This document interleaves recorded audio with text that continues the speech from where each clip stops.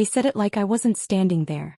Your brother and his wife are moving in, my mother announced right in my doorway. If you've ever been underestimated, ignored, or pushed aside by the people who should have protected you, this story will stay with you. Don't look away. Watch closely. I felt the floor steady beneath my feet instead of giving way. That calm told me everything I needed to know. I didn't argue. I didn't invite them inside. I just let the moment breathe, knowing I already held something they didn't realize mattered. It was Tuesday, just after 4 in the afternoon. The sun slanted low through the front windows, lighting the dust on my coffee table. My kettle had just clicked off. The house smelled faintly of lemon cleaner and black tea. Ordinary details pressed in sharp and bright like they wanted to be remembered. My brother stood behind her with 2 suitcases and a look of certainty that didn't belong to him. His wife lingered near the porch, tapping her phone, barely interested in where she was. No one asked if they could come in. They spoke as if plans had been settled long before they arrived. I've lived here 10 years, I said, careful and slow. My father laughed from the driveway, a sound that cut more than it used to. You don't own it. It's the family house. Family. The word landed heavy. My hand stayed still, but my chest tightened. I remembered signing papers at a borrowed table, my hand cramping, my name printed clean and clear. I remembered advice I'd taken without fully understanding why. I remembered where I kept things safe. While they discussed rooms, a neighbor drove past and waved. I waved back, aware of how normal this must look from the street. Help arriving. Family gathering. No one sees the quiet erasing until it's done. My brother stepped inside without waiting, his bag brushing my leg. That single touch settled it. This wasn't confusion. This was entitlement. You can stay out of the way, he said softly, like he was doing me a favor. We'll handle it. I thought of the phone call I'd made weeks earlier after a small comment that hadn't sounded small to me. I thought of preparation disguised as patience. I thought of how many times I had been asked to compromise for peace, and how peace never seemed to last. I also thought of the envelope tucked away, unopened by anyone but me. I need a minute, I said. No one paused. My mother went straight to my kitchen and opened a cabinet. The kettle rattled as she moved it, still warm. That sound felt too intimate, like a line crossed without permission. I followed her, my pulse steady, my mind strangely clear. You should have told me, I said. She sighed, already tired of me. Don't make this difficult. I looked at my chipped mug, the one I always reached for. I looked at the window I had cleaned that morning. Then I looked at her, realizing how easily I had been counted out. Age, I understood then, makes people underestimate you. They confuse quiet with weakness. In the living room, voices overlapped. My brother's wife laughed at something on her screen. Shoes scraped the floor. Someone opened a drawer. Each sound felt like a claim being staked. I noticed the way they avoided using my name, as if saying it might remind them I still existed. My hands smelled like lemons, so I rubbed them together, grounding myself. The clock on the wall ticked too loudly. Outside, a delivery truck rumbled past, life continuing without concern. Inside, something waited, coiled and patient, ready for the right moment. I paused at the edge of the rug, feeling its worn threads under my feet. This house had aged with me, held my routines, my silences, my recovery. I realized then I wasn't defending walls or furniture. I was defending the life I had rebuilt, piece by piece, without their help. I stepped back into the room and faced my brother. He was smiling, confident, already comfortable. I met his eyes and spoke one quiet sentence. Every breath in the room seemed to wait, heavy and expectant. That was when everything stopped, suspended between what they assumed and what I knew. For now. Every breath in the room seemed to wait, heavy and expectant, so I chose not to fill the silence. Instead, I stepped aside and let them pass, watching their surprise soften into relief. They mistook my stillness for surrender, and I let them believe it, because sometimes the safest move is to appear smaller than you are. They began settling in right away. My brother claimed the spare bedroom as if it had always been his, dragging his suitcase across the floor without asking. His wife followed, commenting on the paint, the light, the closet space. My parents hovered, offering suggestions, already rearranging the future. I stood near the doorway, nodding when expected, answering little, listening more than I spoke. As the afternoon wore on, I busied myself with small tasks that looked harmless. I wiped the counter. I rinsed a mug. I folded a throw blanket that didn't need folding. Each motion calmed me, kept my hands steady. Inside though, I was taking notes. Who touched what? What they assumed. What they overlooked. My brother's wife asked where she could charge her phone. When I pointed to the outlet by the window, I noticed she never asked if it was all right. That detail stayed with me. Permission, I realized, was no longer part of their thinking. Ownership had already shifted in their minds. A knock came at the door near dusk. It was Mrs. Carter from next door, holding a piece of mail that had been delivered to her by mistake. She glanced past me at the extra shoes by the mat, the unfamiliar coats on the rack. "You have company," she said gently. "Just family," my mother answered from behind me. Mrs. Carter smiled, but her eyes lingered on my face, searching. I thanked her for the mail and closed the door slowly. The envelope was addressed to me exactly where it should be. I slid it onto the side table without opening it yet. Some things are better left untouched until the right moment. Dinner was decided without my input. My brother suggested takeout, already scrolling through options. I agreed, even paid, watching how easily that expectation fell into place. At the table they spoke over one another, plans forming around me instead of with me. I ate quietly, my appetite dull, my thoughts sharp. At one point my father asked how long I planned to keep working part-time. The question sounded casual, but it carried weight. I answered honestly and briefly. He nodded as if confirming something to himself. That nod told me more than his words ever could. Later, while they watched television, I excused myself. In my bedroom, I closed the door and sat on the edge of the bed, feeling the familiar dip in the mattress. I opened my safe and checked its contents, not because I doubted them but because reassurance matters. Everything was exactly where it should be. I made one quiet call, my voice low, measured. Nothing dramatic. Just confirming a timeline, asking a question that had a simple answer. When I hung up, my hands trembled for the first time all day. I let that pass, breathing through it until calm returned. When I stepped back into the living room, laughter filled the space, my space. My brother's wife had kicked off her shoes, feet tucked under her. Comfort had come quickly to them. They barely looked up when I entered. "Long day," my mother said, already yawning. "Yes," I replied, meaning more than she knew. That night, I lay awake listening to unfamiliar footsteps, doors opening and closing, whispers that stopped when I shifted. Each sound mapped itself into my awareness. I wasn't afraid. I was alert.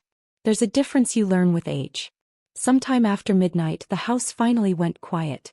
I stared at the ceiling, counting breaths, thinking of all the years I had been expected to give, to bend, to make room. Tomorrow, I knew, would look the same on the surface. Underneath, though, everything was already moving. They slept easily, unaware that still water can carry strong currents, and that patience, once exhausted, often transforms into action without warning. At last, quietly waiting. I rose before dawn, moving quietly through the dark house, feeling that current hum beneath my skin instead of fear. The coffee maker gurgled softly, loud to my ears. Outside, the sky was pale gray, the hour when the world feels undecided. I wrapped my hands around a mug and stood at the window, watching condensation gather, reminding myself to stay steady. By 8, the house filled with motion. Cabinets opened. A door slammed. Someone laughed. I sat at the table, my back straight, listening to the way they spoke as if I were an afterthought. My brother mentioned errands. His wife asked about internet passwords. I answered only what was necessary. The knock came mid-morning, firm and unhurried. It cut through the noise like a bell. Everyone froze. My brother frowned, confused. My mother glanced at me, then away. I stood, smoothing my sweater, and walked to the door. 2 men waited on the porch. One wore a uniform, polite but official. The other carried a leather folder and introduced himself by name. When he said mine, he said it correctly, with care. That detail mattered more than it should have. We stepped inside. The air felt different immediately, heavier, charged. The uniformed man spoke calmly, explaining why they were there. His voice was even, practiced. I watched my family's faces shift as words landed that could not be argued away. My brother interrupted, his tone sharp, but the man raised a hand. "Ma'am," he said to me, not to them, and waited. I nodded. Permission at last was returned where it belonged. Papers were laid out on the table. Not waved. Not flaunted. Just placed carefully, like facts that didn't need drama. I saw recognition flicker in my father's eyes, then denial. My mother's hands trembled as she clasped them together. They asked questions. They protested. Each response from the men was measured, patient. The law, I realized, has its own quiet voice. It doesn't shout. It doesn't plead. It simply states what is. As the conversation continued, I felt something loosen in my chest. Not joy. Relief. Years of being talked over had trained me to shrink, but now every sentence was directed at me. I answered when asked, my voice steady, surprising even myself. My brother's wife grew pale. She kept glancing toward the hallway as if hoping to escape upstairs. My brother paced, running a hand through his hair, anger searching for somewhere to land. It found nothing solid. A small moment stayed with me. The uniformed man wiped his shoes carefully on the mat before stepping further inside. Respect shown in ways people rarely notice. I wondered when I had stopped expecting it from family. At one point, my father tried to reason with me, lowering his voice. "We can talk about this," he said like it was new. I met his eyes and said nothing. Some conversations expire when ignored too long. The men gathered their papers, explaining next steps without drama. Nothing was finished, but nothing was vague anymore. Clarity filled the room, sharp and undeniable. I noticed the clock above the doorway ticking steadily, marking time I could not get back. My shoulders ached from holding myself upright, but I didn't sit. Sitting felt like surrender, and I was done offering that. When the door closed behind them, silence rushed in. My brother stared at me like he was seeing me for the first time. My mother sank into a chair. I stood there, feeling the ache in my legs, the tremor in my hands, the strange calm underneath it all. No one spoke. They waited for me to explain, to soften it, to apologize. I didn't. I simply took my mug, now cold, and carried it to the sink, listening to the quiet. The house creaked as it always had, familiar and steady. Whatever came next, I knew one thing with certainty. The rules had finally changed, and they hadn't been written by family, and I no longer felt the need to explain myself to anyone else again. The rules had finally changed, and they hadn't been written by family, and I no longer felt the need to explain myself to anyone else again, so I stayed standing while they searched for something to say. No one rushed toward me. No one apologized. Instead, the room filled with small, restless movements. My brother checked his phone and then checked it again as if the screen might rescue him. My mother straightened a stack of magazines that didn't need straightening. My father cleared his throat and looked out the window, avoiding all of us at once. The quiet pressed in, thick and uncomfortable, and I realized this was the sound of certainty settling where entitlement used to live. The first consequence arrived quietly. My brother's wife asked, too casually, whether the internet would stay on. I answered that it would for now and watched her shoulders drop in relief. She mistook that moment for mercy. I let her. Consequences don't always announce themselves. Sometimes they line up patiently, waiting for the right hour. A phone rang on the counter. My brother answered it, his voice confident at first, then clipped, then low. I heard my address mentioned. I heard the word account. When he hung up, his face had changed, like someone realizing the floor isn't where they thought it was. He didn't look at me. He didn't have to. Something practical had shifted, and it frightened him more than words ever could. My mother finally spoke. "This didn't have to happen like this," she said, not accusing, not apologizing, just stating it as fact.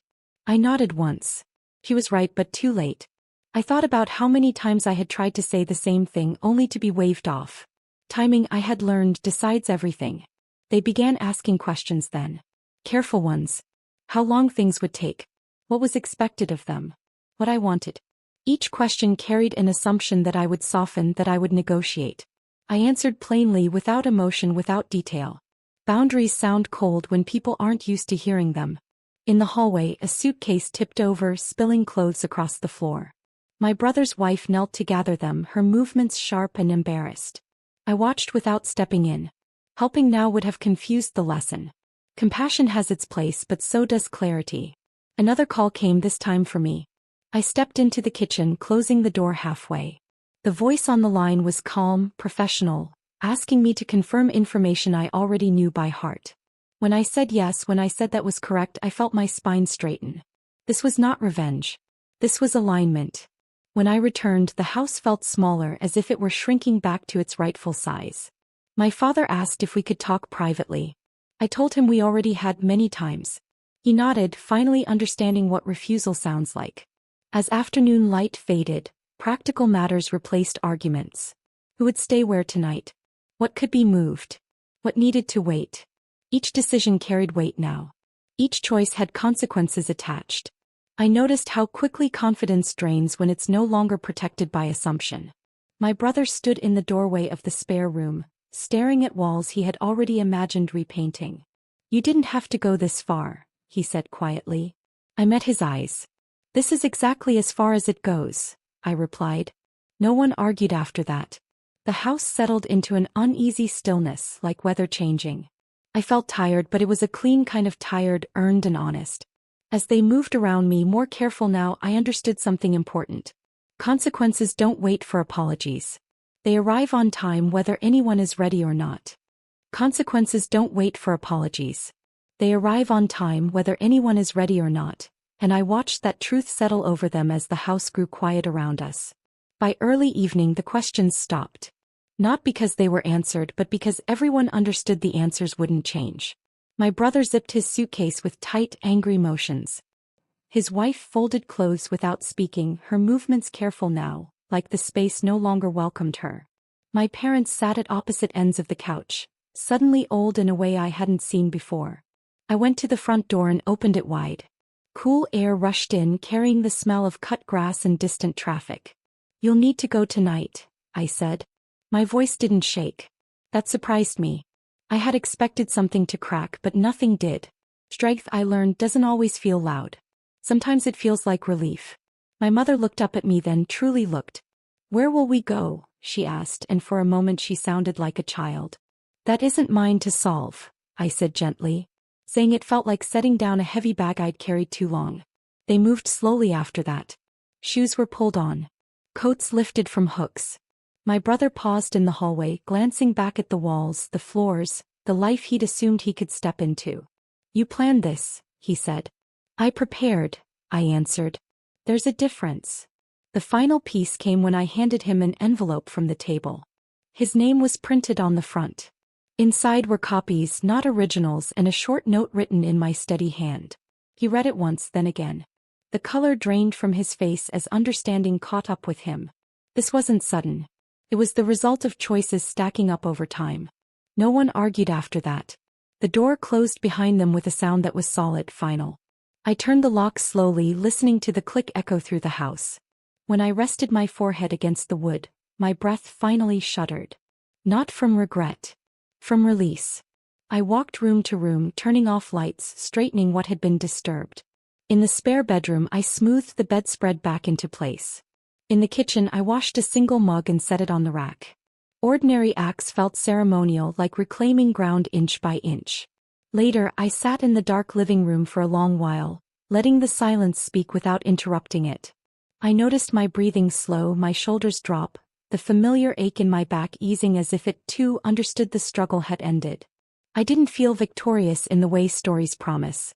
I felt settled. Certain. Like a woman who finally trusted herself enough to stop asking permission. Later still, I sat at the table with the papers spread before me, everything aligned the way it should be. The safe remained closed. Some things no longer needed guarding. Outside, night settled fully, quiet and wide. I realized I wasn't tired anymore. I felt awake in a way I hadn't in years. I thought about the woman I had been when I first moved in, hopeful, careful, eager to keep peace. I didn't blame her. She did what she knew how to do. But I no longer needed her habits. I had learned new ones. The phone buzzed once with a message I didn't open. It could wait. For the first time, I didn't feel pulled by anyone else's urgency. Time I understood belonged to me again. Before bed, I stepped onto the porch. The night air wrapped around my shoulders. Somewhere down the street, a dog barked. A porch light flicked off. Life continued, steady and unconcerned, and I fit back into it without effort. I went inside, locked the door once more, and rested my hand against it. The house felt different now. Not just quieter but honest. I had defended more than a property. I stood there longer than necessary, memorizing the weight of the moment, knowing it would carry me forward. I had taken myself back, piece by piece, and I wasn't giving her up again. Forever. If this story spoke to you, you're not alone. Subscribe for more powerful real-life stories about strength, boundaries, and quiet revenge. And share this with someone who needs to hear it.